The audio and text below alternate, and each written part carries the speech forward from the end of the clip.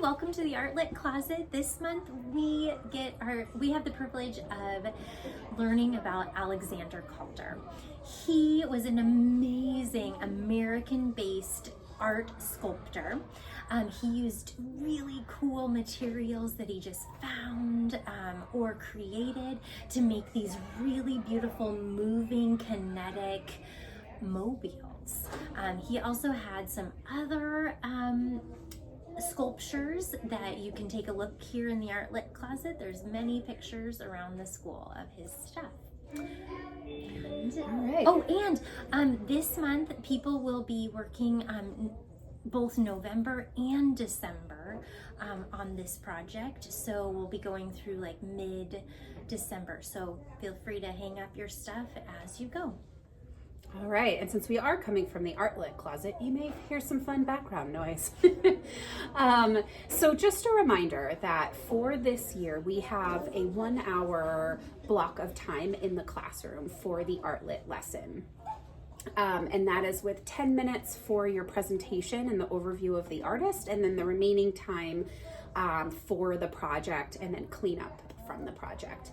The video that is in the materials, which are included in this email, it's pretty long this month. So we would highly recommend that you get started right away and keep your intros to a minimum. Just try to jump right into the presentation and specifically get that video going, because it's about a 5-minute run time on the video. Okay, so speaking of that, do you remember where to get the information? You need to go, we will link it also in this email, but you need to go to the Lake Oswego artliteracy.org, then select the elementary schools, drop down to Hallinan, and then you will see all of our presentations for this year. You need to click on Calder for this month, and when you do click on Calder, then you will see that there are actually 2 different slide decks, and one is for K through 2 and one is for 3 through 5. And in those slide decks, you get both the presentation as well as the project all in the same slide deck.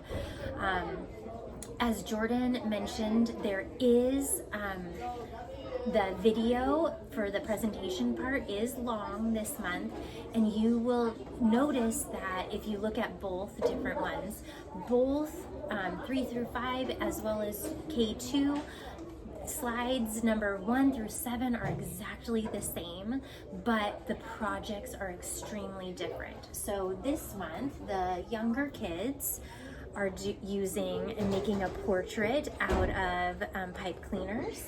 And then the older kids are doing a wire sculpture. Now we have it mounted on black paper just so that you can see it for the purpose of this video, but you will not be mounting it that way. See, you can't really see it. All right, so now we're gonna move into how the carts look and how they're set up. All right, so just like I said earlier, we have a cart for pre-K through 2, and then we have a cart for 3 through 5. There's only 1 cart per grade level chunk because none of you overlap with one another, so it all works out in the schedule. But I'm gonna dive into what the cart looks like now. So if you lift this, here are the things that you will need to restock with. We have some examples, so you can show the kids different examples. In here, we have a copy of the presentation and the questions. So if you forget to bring your own or just wanna use this one, that's great. And then there's also some extra labels in here. We'll show you that in just a little bit. We do have some extra pipe cleaners here that are long.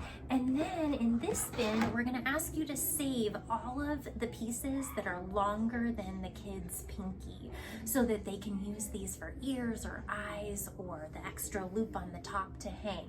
So that'll be around there. Then moving over to our supply closet here, we have each of these divided up. You can read the thing, and what we do is we have 1 chunk of pipe cleaners for each class. So like this is Mrs. Hagedorn's class, and this is what you should need for each kid as far as the long ones, but there are some extras on. Okay, now I'm gonna move over to the 3 through 5 cart. It's a little bit different. Oh, you know what? I forgot to mention, for the 3 through 5, they can probably use these cutters, but for the younger kids, we were thinking that adults need to just have these in their pockets and then help the kids cut whatever length they need, because they're actually kind of hard to cut through. But the bigger kids can do that. So same thing, there's the lift. What do you need to restock this cart with? There is the copy of your presentation. In this project, you have the option of using some regular printer paper, and then your main project is gonna go on this big 12 by 12 paper, so this doesn't quite close. There are also some examples if kids need examples of how to put together a wire portrait. Okay. Also on this, we have a bin for some extras if you need that, as well as there's some measuring tapes if they need to be more specific. And these are weights. These washers are weights to help keep the wire down. We're going to explain that in the tips and tricks section. Okay, moving on. The rest of your supplies when you need to restock are here and here, as well as each class we've cut 6-foot links for each class. We've given you 3 extra 6-foot link wires per class. So just in case the kid needs to restart or anything like that, it's right here. And then moving on to our labels, we do have the labels printed now. So those are going to be in our tips and tricks section. I can do it right now. Yeah. So what we're doing is you have your child, each sculpture will have a little wire that you put on top, and that wire is the loop for hanging. Then I'll keep talking louder, sorry. But what we have here is the label, and what we've done is sandwich it with one of the blank labels, and those blank labels are found in here. So you'll find it, and that's just an easier way so we can easily see their name and it's not bent over. Okay, and then you'll just be literally hanging this on the board, and voila, there's our display for this month. You might need to put a couple pins in or something to like really secure them, but that's how we're going to display this month. All right, so now we're going to move into some tips and tricks for the actual project. If you haven't had a moment, please go pause our video and please go and watch the project, because it's super simple on both the grade chunks, and it'll give you amazing tips too, but things that we went over on Tuesday night, we had parents come in and we were trying to figure out what things, and we kind of figured out a few tips and tricks. So for the bigger kids, I think the biggest thing is to use these weights or anything else in the room to help like hold something down. Maybe they have their water bottle, because what ends up happening is, I think you can see it with my sweater, it kind of bends all up like this, and so by putting those weights down, it really does help them. The other thing is to help stabilize by wrapping the wire. So in this one, we didn't do that, and you can see that it's all up and down. So by stabilizing it, we mean maybe connecting one wire under and one wire over so that it helps lay flat, as well as like in this one, they actually like went around and then they kind of wrapped it here when they went around, and then the wrapping thing seems to help, like if they can get the wire to go over and around, that really helps a lot.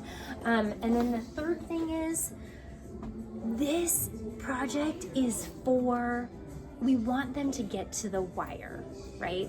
That's the end, the sculpture. We want them to get to that sculpture. So in the project, it says that the kids have a chance to draw their own. Well, we know that that might be frustrating and that kids might get to this part and be really stuck on this part. So we have made... And we only have an hour. And we only have an hour. So we have made, I think, 10 different template ideas that kids can just literally start here and start wrapping their wire around. And that'll make more sense if you've watched the video.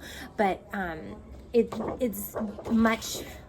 takes a lot of work to get to this step, and so we really want them to get to the wire. So if you just see that a kid is frustrated, either just help them really quick, draw theirs, or come use these templates that are on the cart. So again, just to reiterate, we do want kids to create, you know, whatever portrait is they want to create. But again, we only have at best about 40 to 50 minutes. And so if you see a student that's struggling and we just need to speed it up and get to the wire portion, then go ahead and use one of these templates and then they can just jump right in with the wire.